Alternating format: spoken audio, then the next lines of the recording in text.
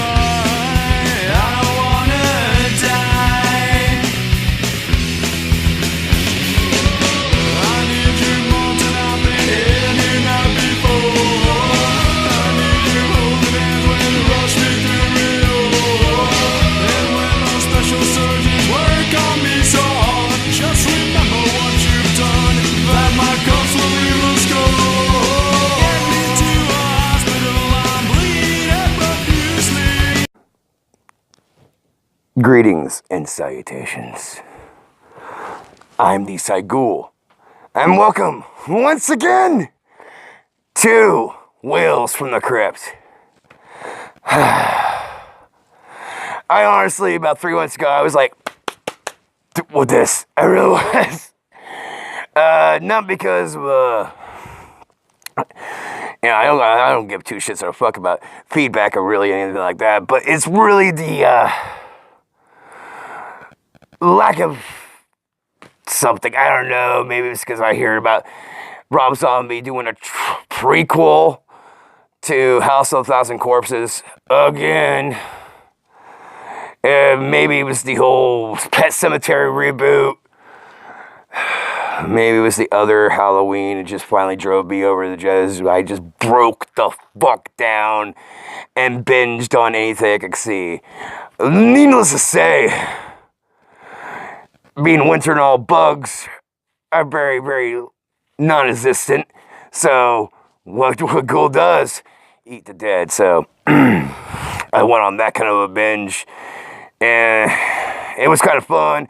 Came back, a whole bunch of hard mics, harder lemonades, and got a little message from my producer saying some things are gonna change. What the fuck is that noise? Anyway, really excited to bring you and rip apart, Pet Cemetery. Can't wait for fucking 3 from Hell. Reeling about the cancellation of fucking Punisher. And yes, I am gonna do one on the new Jamie Lee Curtis Halloween 40. And that was the original title for it, Halloween 40, because it's been 40 years. We count from H2O. There you go. I don't want to hear it. I'm not gonna talk about it. I'm gonna save that for a special time, like Jeepers Creepers 3. I'm gonna rip that part later. Now, this is gonna be a strange episode because it's about 2 movies are good, really good. One of them, I had second thoughts about it. I've only seen it like 3 times, watched it 2 times, so 5 altogether. And I changed my opinion on it. It's a decent movie. The 2 movies I'm going to be discussing today, yes, you're getting 2 reviews. Be thankful it's not 3. In this episode. And the first one, if JW could bring up the graphics above me, if not, I'm pretty sure I got it right here. Bruiser. George A. Romero's Bruiser.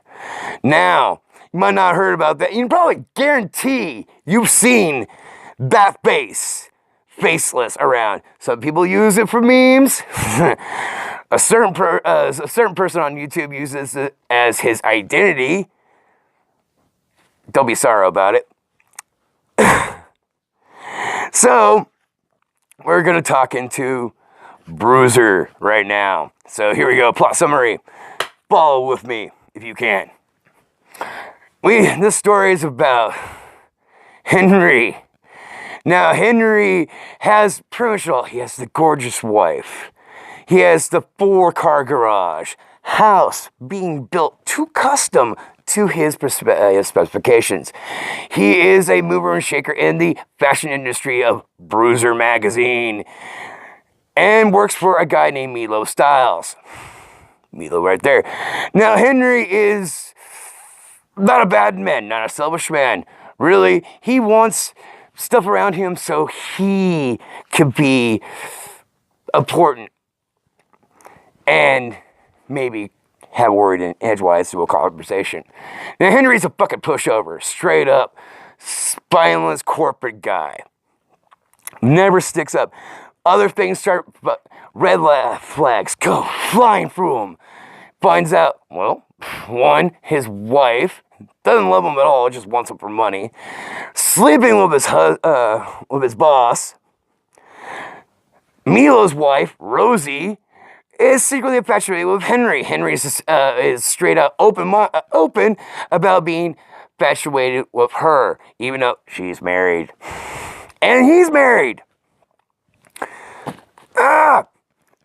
Now, had George A. Romero layers, unlayers with a message, this was straight out poignant if you get it in 20 minutes of the movie.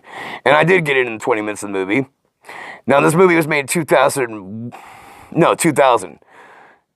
One of George A. Romero's great movies. Not to be mistaken with, well, all the other ones you know what George A. Romero is known for. This is Aperture Comfort. Most of the ones he does outside the dead is out of his comfort zone. Straight out. Man was fearless about telling a story he liked, he wanted to share, and nothing could stop him. Now, another reason I picked this movie is from the Great White North. Like the next one I'm going to be talking about. But back on this. Now, Henry finds out his wife's been cheating on him. Finds out his best friend, Jim, who's been doing his finances. He's I hate these guys. A stockbroker. Man's in charge and has access to his bank account, his portfolio, and all that. Find out he's been embezzling. But his boss treats him like shit. Of course, he's fucking his wife, has no fucking care. Milo gives no fucks to anybody. Doesn't give a fuck. So, what would you do in that situation? Would you grab your fucking friend by the throat, why you fucking with money? Would you tear that whore you call wife out of the house? Oh, I already know. I hear your answers out there in the webs. Is yes, you would. Now, Henry just does it like a British person. He sucks it up, locks it in, and fucking carries on. Not once sticking up for himself. Now, after all this comes to fruition in a party where he sees his wife jerking off his boss at the fucking bar, well, he doesn't do anything. He goes home, he has visions of finally sticking up for himself, but he never fucking does it, and gets drunk, and wakes up without his face. At all. Faceless. So Henry just tries to chuck it off. Maybe I've been drinking and freaking. Maybe someone did a prank and glued a mask on my face. Nope, it's real. It's his face right now. So he goes through a bit of an identity crisis, a realization, and then a revelation where he takes out, well, and I do mean takes out, his maid who's been stealing from him, goes, finds his wife, hangs her, and during the meantime, between time, all this, no one expects him for anything. Hell, no one even notices he's in a room half the time. Poor Henry. Henry. And then finally, he goes, finds his friend, kills his friend, who's been embezzling all this money, puts him in a fucking BMW and throws him in a liquor. It's fucking beautiful. And then the coup de grace. He set up a party. This is beforehand all this stuff of poor Henry's life just starts crumbling away. And finally realizing he needs to take out Milo. So this awesome party, I wish I could fucking be involved with that shit. The parties were actually like that. Band is the Misfits. Yes, the Misfits. Michael Gray's led Misfits.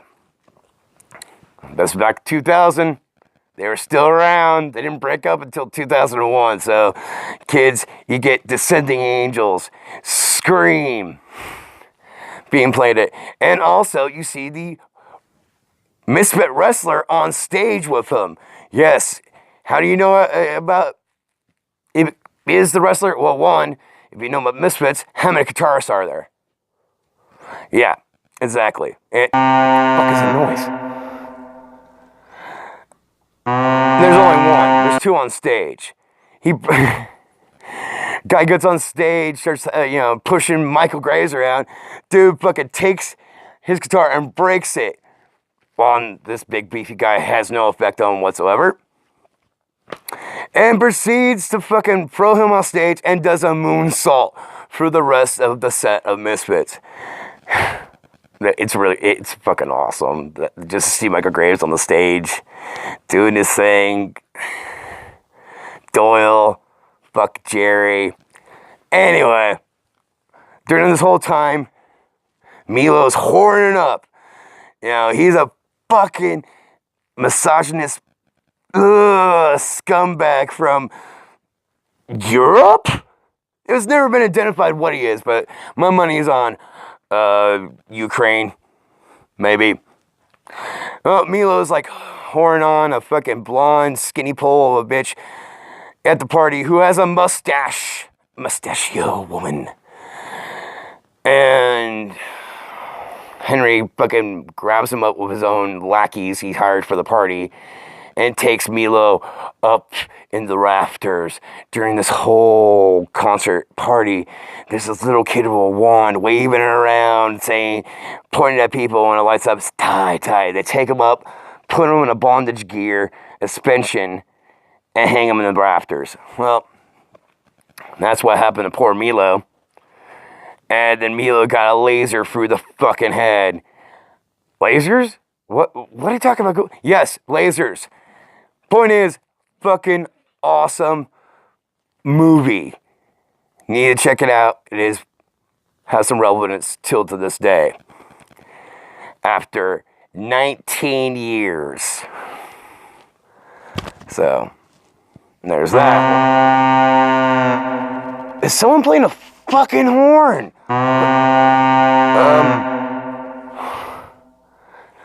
JW, what are you doing over there? Are you messing with the... Not beyond your control. You're saying it's beyond... Okay. Sure. So... Bruiser. Awesome.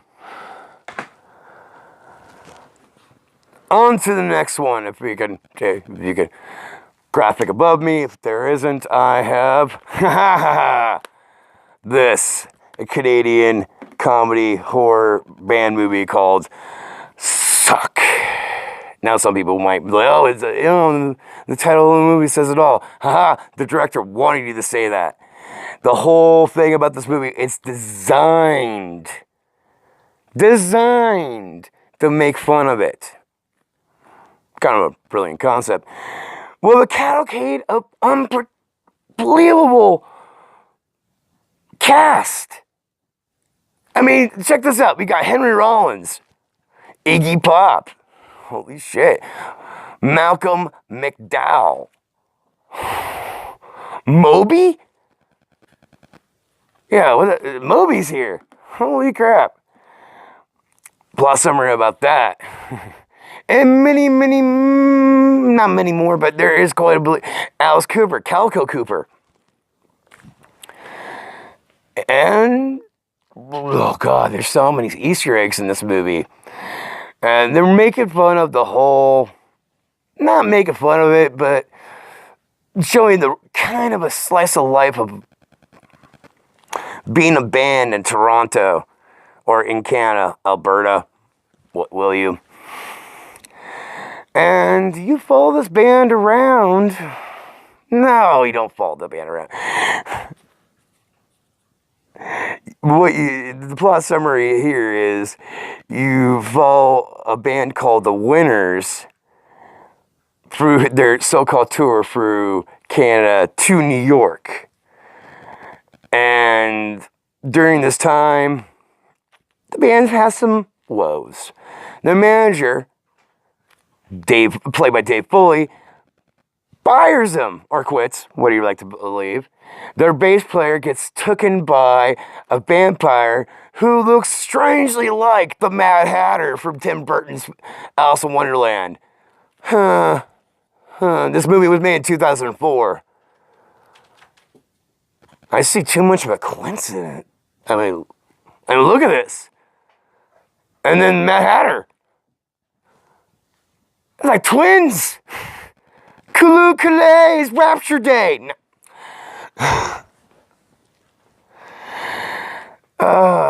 So, took by a vampire, turned into a vampire, and then becomes the most mediocre, cliche bass player, vampire chick ever. She starts slowly turning the band. First takes a roadie, turns them into fucking, well, Renfield. We love Renfield. Her own personal ghoul. Not for me. Turns the lead guitarist into a vampire, and then the lead guitarist decides to do it to the drummer. Oh yeah, and the drummer's from Degrassi. That's always Michael something. I mean, this is a real Canadian movie, and it's quite done. I mean, visually, the colors are just popping. Purple skies, blue hints. There's a whole Indiana Jones map scene I liked a lot. Thought it was funny. And then they made little miniature clay figures. Stop motion animation was in that movie. It is quite visually pleasing. It's funny. And you see Alice Cooper. Yes, he's in it too. Just doing Alice Cooper being creepy and cool as fucking shit. So, I highly recommend this movie. Okay, we're having some difficulty with the... Dude,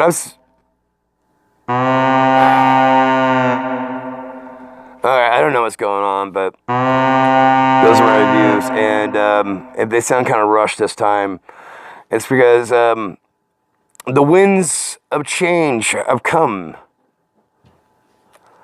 to Wells from the Crypt, apparently, according to my producer.